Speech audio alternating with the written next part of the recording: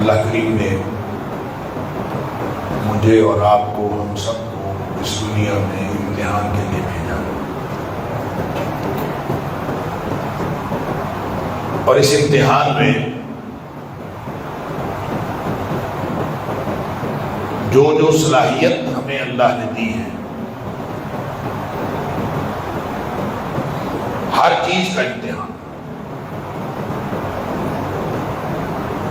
ہمیں قوت گویائی دی ہے، اس کا بھی امتحان ہے، ہمیں قوت سماعت دی ہے، اس کا بھی امتحان ہے، ہمارے ہاتھوں کے اندر قوت رکھی ہے، اس کا بھی امتحان ہے، ہمارے قدموں کے اندر طاقت ہے، اس کا بھی امتحان ہے، جو صلاحیت دی ہے اس کا امتحان ہے۔ جہاں جب کوئی صلاحیت نہ دی ہو تو اس وقت اس کا امتحان نہیں ہے، مگر نہ ہر صلاحیت کا امتحان ہے، اور پوری زندگی بھی ایک صلاحیت ہے، اس کا بھی امتحان ہے۔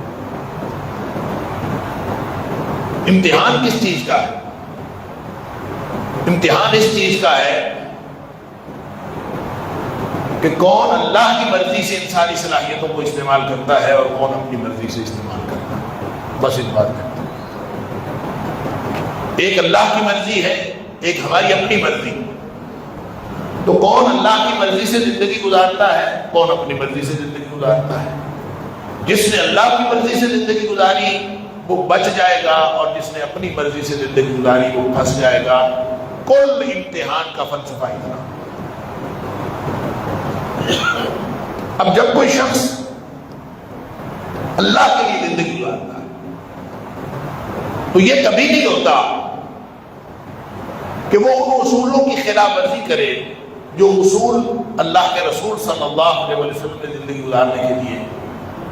اگر حکم اللہ کے رسول صلی اللہ علیہ وسلم کا موجود ہے، اگر حکم اللہ کا قرآن میں موجود ہے، کوئی بھی حکم کسی جگہ کسی حوالے سے کسی طرح کا موجود ہے، تو جو شخص اللہ کی مرضی سے زندگی گزار رہا ہے وہ ہر حکم کو اس طرح سے سمجھتا ہے کہ جیسے اس کی زندگی موت کا مسئلہ ہے، کہ اگر اس نے یہاں کی خلاف ورزی کر لی تو یہ موت ہے، اور اگر یہ اللہ اور اس کے رسول صلی اللہ علیہ وسلم کی مرضی سے زندگی گزارے گا تو یہ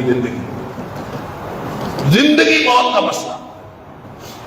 لیکن جس کا ایمان نہ ہو اس کے لیے خیر، ایمان جس کا نہیں ہے اس کے لیے خیر، اس کے لیے بڑے بڑے گناہ بھی خیر۔ اللہ اکبر۔ جیسے غالباً عبداللہ بن مسعود رضی اللہ تعالیٰ عنہ کا قول ہے کہ جو مومن ہوتا ہے